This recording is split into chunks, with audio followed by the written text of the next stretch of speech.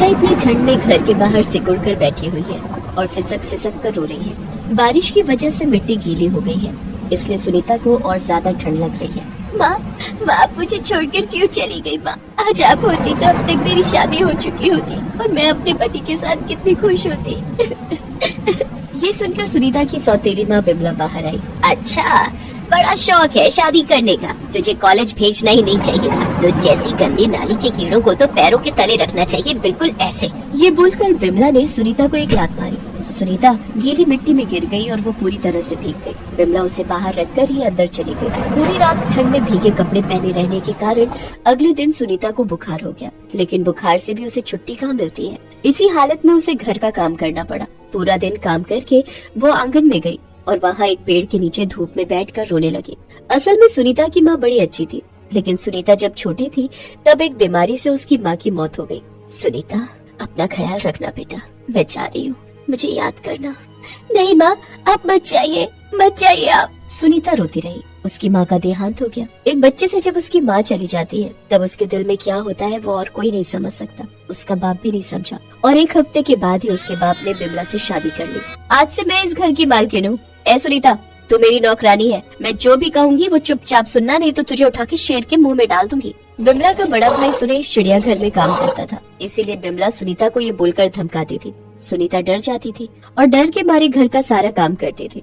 घर के बाहर आंगन में कपड़े सुखाते हुए उसने देखा कि आंगन के एकदम कोने में मिट्टी से एक छोटा सा पेड़ निकला है। अरे वाह, सुबह सुबह सूरज की रोशनी में ये छोटा सा पेड़ कितना सुंदर लग रहा है, इसमें मैं पानी डालती हूँ। ये बोलकर सुनीता ने पेड़ पर पानी डाला। इसके बाद से वो हर रोज पेड़ पर पानी डालती रही। ऐसे ही कुछ महीने बीत गए और बिमला को एक बेटी हुई। बिमला ने उसका नाम हेमा रखा। और ले मेरी बच्ची, कितनी सुंदर है तू।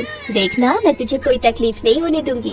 अपनी बेटी और सौतेली बेटी में यही तो फर्क है, एक की तकलीफ देखी नहीं जाती और एक की तकलीफ दिखाई नहीं देती। हेमा के जन्म के बाद सुनीता का काम बढ़ गया, लेकिन जितना भी काम हो, हर रात को सुनीता किताब खोलकर पढ़ने बैठती थी और सुबह उठकर सबसे पहले उस पेड़ पर पानी जरूर डालती थी। वो पेड़ कुछ ही दिनों में थोड़ा बड़ा हो गया। सुनीता को बड़ा मजा आया। उस पेड़ के साथ जैसे उसकी एक दोस्ती बन गई। उधर हेमा बड़ी होने लगी और सुनीता के ऊपर अत्याचार करने लगी। ए सुनीता, आज से तू इस घर में नहीं रह सकती। मतलब मैं कहाँ रहूंगी फिर? घर के बाहर, इस घर में तू रहती है, ये सोच कर ही मुझे घिन आती है। छी, तेरे लिए आंगन में एक झोपड़ी बना दिया जाएगा। वही हुआ, सुनीता को घर में जगह नहीं मिली।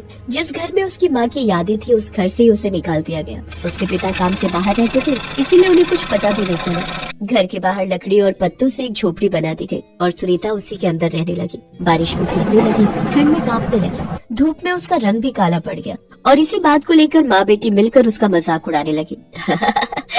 तो तू तो काली चुड़ैल बन गई है। नौकरानी तो ऐसी ही होगी ना माँ, काली कलौटी। वो तो इस घर की नौकरानी है। सुनीता को इन सब की आदत हो गई थी।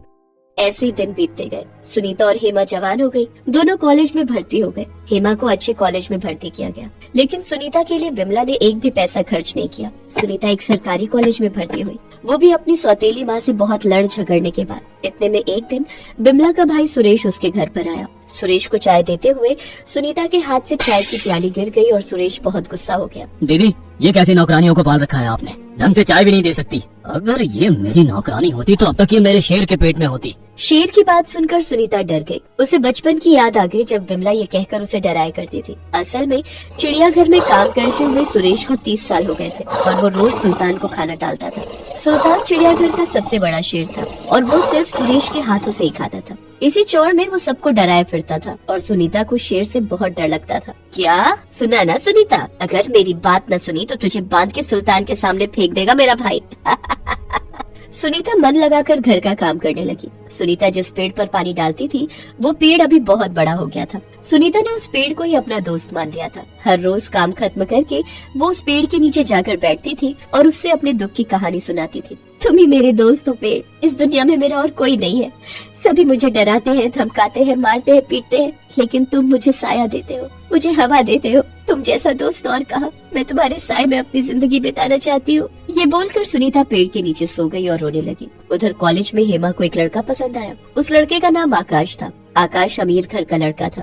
बिमला ने आकाश के साथ हेमा की शादी करवाने का फैसला कर लिया, लेकिन उधर सुनीता अपने सरकारी कॉलेज से जिस रास्ते से घर लौटती थी, उसी रास्ते से आकाश भी अपने घर लौटता था। रास्ते में सुनीता को देखकर आकाश को उससे प्यार हो गया और आकाश एक दिन सुनीता के घर चला आया और बिमला से बोला, देखिए, मैं आपकी बेटी से बहुत प्यार करता हूँ, मैं उससे शादी करना चाहता हूँ। बिमला ने सोचा कि आकाश हेमा से शादी की बात कर रहा है। उसने कहा, हाँ हाँ जरूर, मैं भी तो यही चाहती हूँ कि हेमा के साथ जल्द से जल्द तुम्हारी शादी हो जाए। नहीं, मैं हेमा की बात नहीं कर रहा हूँ, मैं तो सुनीता की बात कर रहा हूँ। ये सुनकर सुनीता चौंक गई। बिमला और हेमा गुस्सा हो गई। दोनों ने आकाश को घर से भगा दिया और सुनीता को मारने लगी। मैंने जिस लड़के को पसंद किया तूने उसी को फंसा लिया। नहीं, मैंने कुछ नहीं किया, मैं तो उन्हें पहचानती भी नहीं थी। लेकिन उन दोनों ने सुनीता की एक भी बात नहीं सुनी। हेमा ने गुस्से से सुनीता की झोपड़ी भी तोड़ दी। सुनीता के पास रहने के लिए और कोई जगह नहीं बची। रात को सुनीता रोते हुए अपनी माँ को याद करने लगी। तभी बिमला ने बाहर आकर फिर से उसे मारा। उधर हेमा का गुस्सा सर पर चढ़ा हुआ था। हेमा ने बिमला से कहा, माँ बहुत हो गया इस सुनीता का नाटक, अब इसे खत्म करते हैं। मामा को फोन लगाओ, हम कल ही सुनीता को सुल्तान के मुंह में डाल देंगे। लेकिन इसे हम लेकर जाएंगे कैसे? लेकर नहीं जा सकते तो मामा से कहो कि वो सुल्तान को यहाँ ले आए। बिमला ने वही किया। सुरेश उस शेर को रात के अंधेरे में यहाँ लाने के लिए राजी हो गया। उधर सुबह हुई और बुखार लेकर सुनीता घर के काम करने लगी। काम खत्म करके वो पेड़ के नीचे बैठ गई। मैं क्या करूँ, मुझे कुछ समझ में नहीं आ रहा है। मेरे पास एक झोपड़ी थी, आज वो भी नहीं है। आज से मुझे यहीं पर रहना होगा, इस पेड़ के नीचे। पेड़, तुम ही मेरा घर हो। ये बोलकर सुनीता ने पेड़ पर अपना हाथ फेरा। तभी पेड़ से एक फल आकर उसके सामने गिरा, जैसे कि वो पेड़ कुछ बोलने की कोशिश कर रहा हो। सुनीता को जैसे कुछ समझ में आया। उसने फल को उठाया। तुमने मुझे फल खाने को दिया, आज तक मुझे किसी ने कुछ भी नहीं दिया है। मैं तुमसे बहुत प्यार करती हूँ पेड़। ये बोलकर सुनीता ने पेड़ को अपने होठों से टच किया और तभी एक चमत्कार हो गया। उस पेड़ से एक रोशनी निकलने लगी और वो पेड़ गायब हो गया। उसके बदले एक राजकुमार वहाँ प्रकट हो गया। सुनीता चौंक गई। ये क्या, तुम कौन हो? मैं एक जादुई राज्य का राजकुमार हूँ सुनीता। मैं एक जादूगर हूँ, लेकिन एक साधु के श्राप से मैं पेड़ बन गया था। असल में राजकुमार एक दिन जंगल में शिकार करने के लिए निकले थे। तब जंगल में एक साधु ध्यान में मग्न था। साधु की एक पालतू गाय थी। वो साधु उस गाय से बहुत प्यार करता था। वो गाय तब पानी पीने के लिए नदी के किनारे गई हुई थी। तभी राजकुमार ने अपना तीर चलाया और वो तीर जाकर गाय को लग गया। गाय मर गई। साधु गुस्सा हो गया और राजकुमार को श्राप दे दिया। साधु ने कहा था कि जिस दिन मुझसे कोई सच्चा प्यार करेगा उस दिन मैं फिर से इंसान बन पाऊंगा। आज मुझे सच्चा प्यार मिल गया है सुनीता, तुम ही हो मेरा सच्चा प्यार। क्या तुम मुझसे शादी करोगी? सुनीता रो पड़ी। उसे जैसे सब कुछ मिल गया। उसने हाँ बोल दिया और तभी वहाँ पर सुरेश सुल्तान को पिंजरे में लेकर आ गया। बिमला और हेमा भी आ गई। अच्छा, तो अब घर में लड़कों को भी लाने लगी। इसे तो आज खत्म करना ही होगा। सुल्तान, जा दोनों को निकल ले। ये बोलकर सुरेश ने सुल्तान को पिंजरे से आजाद कर दिया। सुल्तान दोनों की ओर बढ़ने लगा, लेकिन सुरेश को नहीं पता था कि राजकुमार को जादू आता है। राजकुमार ने जादुई शक्ति से सुल्तान को अपने वश में कर लिया और उसे बिमला, हेमा और सुरेश पर छोड़ दिया। सुल्तान तीनों को निकल गया। सुनीता को मुक्ति मिल गई। उसने राजकुमार से शादी कर ली और राजकुमार उसे अपने जादुई राज्य में लेकर चला गया और ऐसे ही दोनों खुशी खुशी रहने लगे। अंजलि गोद में एक छोटी बच्ची को लेकर गांव के रास्ते से दौड़ रही है। उसके पीछे मुखिया और बाकी बहुत सारे लोग हाथ में डंडा और मशाल लेकर दौड़ रहे हैं। अंजलि एक झाड़ी के पीछे छुप जाती है। यहाँ छुप जाती हूँ, यहाँ मुझे कोई नहीं ढूंढ पाएगा। सब लोग गुस्से से अंजलि को ढूंढते रहते हैं। ढूंढो उस करमजली को, गांव का नाम बदनाम कर दिया है उसने। हाँ, उसे तो मार मार के सीधा करना होगा। असल में अंजलि ने एक ऐसा काम किया है जिसकी वजह से पूरा गांव उससे गुस्सा है, लेकिन उसमें अंजलि की कोई गलती नहीं है। अंजलि तो एक भोली भाली लड़की है जो सिर्फ भगवान कृष्ण की पूजा करती है। श्री कृष्ण गोविंद हरे मुरारी, हे नाथ नारायण वासुदेवा। हे श्री कृष्ण, आपके बिना मेरा जीवन अधूरा है। आप ही मेरे सब कुछ हो। मेरा दिन, मेरी रात, मेरा सूरज, मेरा चांद, सब कुछ आप ही हो कन्हैया। अंजलि हर रोज मन लगाकर श्री कृष्ण की पूजा करती है। अंजलि के माता पिता नहीं है, वो अपने चाचा और चाची के पास रहती है। दिन ब दिन गंदी होती जा रही है ये लड़की। घर के काम काज में मन ही नहीं है, पता नहीं कहाँ खोई रहती है। मेरा मन वृंदावन में पड़ा रहता है चाची, श्री कृष्ण के पास। श्री कृष्ण तुझसे शादी थोड़ी करेंगे। तेरे बाप माँ तो तुझे हमारे सर पे छोड़कर मर गए, तब से बोझ बनी हुई है। ये बोझ तो हमें हटाना पड़ेगा, तेरी शादी करवानी होगी। नहीं, मैं शादी नहीं करूंगी चाचा, मैं अपना जीवन श्री कृष्ण की सेवा में लगा दूंगी। अच्छा, तो तुझे खिलाएगा कौन? हाँ, हम नहीं खिला सकते। उसकी चिंता आप लोग मत कीजिए, मेरा कृष्ण सब कुछ संभाल लेगा। श्री कृष्ण गोविंद हरे मुरारी, हे नाथ नारायण वासुदेवा। गाना गाते हुए अंजलि चली गई। उसकी चाची ने कहा, दिन ब दिन पागल होती जा रही है तुम्हारी भतीजी, कुछ करो नहीं तो कहीं मुंह काला करवाएगी, मैं बता रही हूँ। अंजलि के चाचा अंजलि के लिए रिश्ता देखते रहे और अंजलि हर एक रिश्ते को ठुकराने लगी। उसका मन शादी में नहीं है। वो हर शाम को जंगल में एक तालाब के पास जाकर बैठती है और कृष्ण भगवान का भजन गाती है। श्री कृष्ण स्वर्ग से सब कुछ देखते हैं। एक दिन स्वर्ग के वृंदावन में कृष्ण, कन्हैया और बलराम बैठकर बातें कर रहे थे। शाम का वक्त था। इतने में अंजलि ने जंगल में तालाब के पास बैठकर भजन शुरू कर दिया। ओम जय जगदीश हरे, स्वामी जय जगदीश हरे, भक्त जनों के संकट, दास जनों के संकट क्षण में दूर करे, ओम जय जगदीश हरे। अंजलि की मीठी आवाज से पूरा स्वर्ग खिल उठा। बलराम ने कृष्ण से कहा, कान्हा, ये कौन है जो हर शाम तेरे नाम का भजन गाती है? लगता है ये तेरी भक्ति में डूब गई है। हाँ भैया, मुझे पता है, इसका नाम अंजलि है। ये सच्चे दिल से मेरे नाम का भजन गाती है, इसीलिए वो सुनने में इतना मधुर लगता है। तो फिर इस लड़की को तेरी कृपा का पूरा हक है कान्हा। हाँ, हक है, लेकिन उसके पहले मुझे इसकी परीक्षा लेनी होगी। मुझे देखना होगा कि कठिन परिस्थिति में भी ये लड़की मेरे ऊपर आस्था रखती है या नहीं। ये बोलकर भगवान कृष्ण ने गौ माता को बुलाया। आदेश कीजिए प्रभु। तुम्हें अभी एक नवजात बच्ची के रूप में धरती लोक पर जाना होगा। आप जहाँ बोलेंगे मैं वहीं पर जाने के लिए सदा प्रस्तुत हूँ प्रभु। जय श्री कृष्ण। ये बोलकर गौ माता एक नवजात बच्ची के रूप में धरती लोक पर चली आई और जंगल में सोए हुए रोने लगी। अंजलि को अचानक से बच्ची के रोने की आवाज आई और उसने भजन रोक दिया। अरे, ये बच्ची के रोने की आवाज कहाँ से आ रही है, जरा देखो तो। ये बोलकर अंजलि उठकर इधर उधर ढूंढने लगी। कुछ देर चलने के बाद उसे एक रोती हुई छोटी बच्ची जंगल में पड़ी हुई दिखी। हे कृष्ण कन्हैया, ये क्या, ये बच्ची यहाँ कैसे आई? आखिर कौन इसे यहाँ रख कर गया? कितने निर्दयी लोग हैं। लेकिन अब क्या होगा, मैं इसे कहाँ लेकर जाऊँ? नहीं नहीं, मैं चली जाती हूँ यहाँ से। अंजलि ने पीछे मुड़कर 2-3 कदम बढ़ा दिए, लेकिन उसका मन नहीं माना। उसने पीछे मुड़कर उस बच्ची के रोते हुए चेहरे को देखा। नहीं नहीं, ये मैं क्या करने जा रही थी? एक बच्ची को जंगल में अकेली छोड़कर मैं कैसे जा सकती हूँ?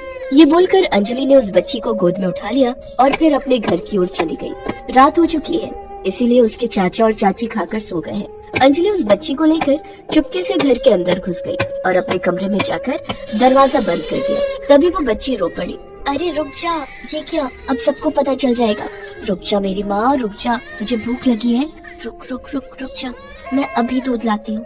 अंजलि रसोई में चली गई। वहाँ दूध रखा हुआ था। अंजलि ने दूध गर्म किया और जैसे ही पीछे मुड़ी, उसने देखा कि उसकी चाची वहाँ खड़ी है। इतनी रात को रसोई में क्या कर रही है?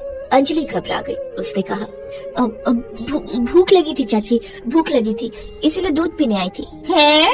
लेकिन तू तो कभी दूध नहीं पीती। वो आज पीने का मन कर रहा था, मैं चलती हूँ। अंजलि दूध लेकर अपने कमरे में चली गई और दरवाजा बंद कर दिया। उसकी चाची को शक हुआ।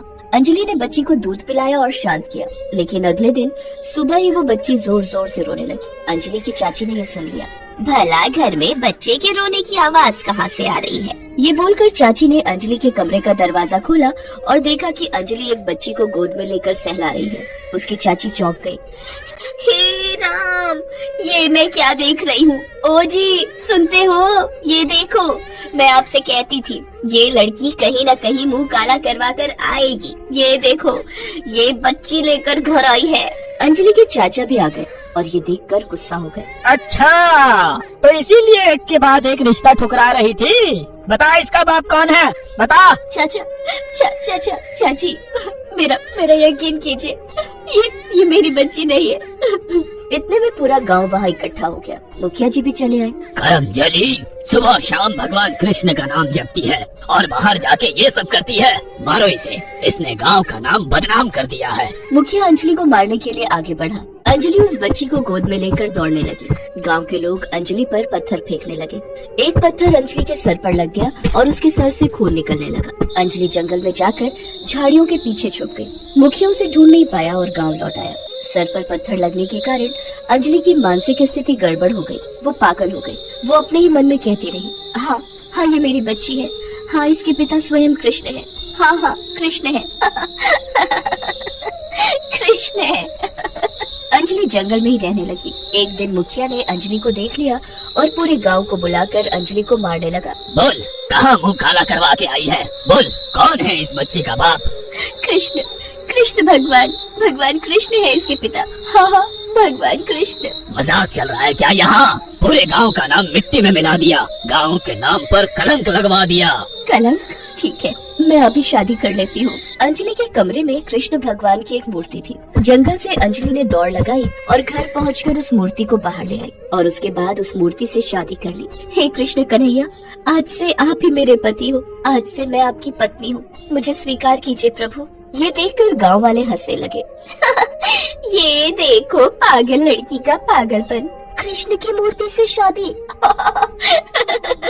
अंजलि भगवान कृष्ण की मूर्ति के सामने सर पटक पटक कर रोने लगी। मुझे स्वीकार कीजिए भगवान, मुझे स्वीकार कीजिए। मुखिया गुस्सा हो गया। बहुत हो गई नौटंकी, अब इसे मारना ही होगा, नहीं तो ये गांव का मजाक बनाकर रख देगी। ये बोलकर मुखिया एक डंडा लेकर आगे बढ़ा। वो उस डंडे से अंजलि के सर पर वार करने ही जा रहा था कि इतने में एक चमत्कार हुआ। उसका डंडा हवा में ही अटक गया। बहुत कोशिशों के बावजूद मुखिया डंडे को हिला नहीं पाया और तभी चारों तरफ हवाएं बहने लगी और स्वयं भगवान कृष्ण वहाँ प्रकट हुए। कृष्ण, भगवान कृष्ण, आप आए हैं प्रभु, आप मुझे स्वीकार करने आए हैं। हाँ अंजलि, मैं कैसे नहीं आता। मेरे प्रति तुम्हारा प्रेम इतना सच्चा जो है, मैंने ही उस बच्ची को तुम्हारे पास भेजा था। मैं तुम्हारी परीक्षा ले रहा था। सब लोगों ने देखा कि वो बच्ची गौ माता में बदल गई। शर्म से सभी का कंधा झुक गया। तुम सभी अंधे हो, तुम लोग इस धरती लोक के नागरिक मोह माया में उलझे हुए हो। सिर्फ अंजलि ने ही सच्चे प्यार को पहचाना है। अंजलि, आज मैं तुम्हें मेरी पत्नी के रूप में स्वीकार करता हूँ। ये बोलकर श्री कृष्ण ने अंजलि के सर पर हाथ रख दिया और श्री कृष्ण अदृश्य हो गए। अंजलि खुशी से रो पड़ी। गांव वालों ने अंजलि से माफी मांग ली और इसके बाद मुखिया ने गांव में श्री कृष्ण का एक मंदिर बनवा दिया। अंजलि उस मंदिर में ही रहने लगी और उसने अपना जीवन भगवान कृष्ण की सेवा में ही दान कर दिया। गांव वाले ऐसी भक्ति देखकर हैरान रह गए।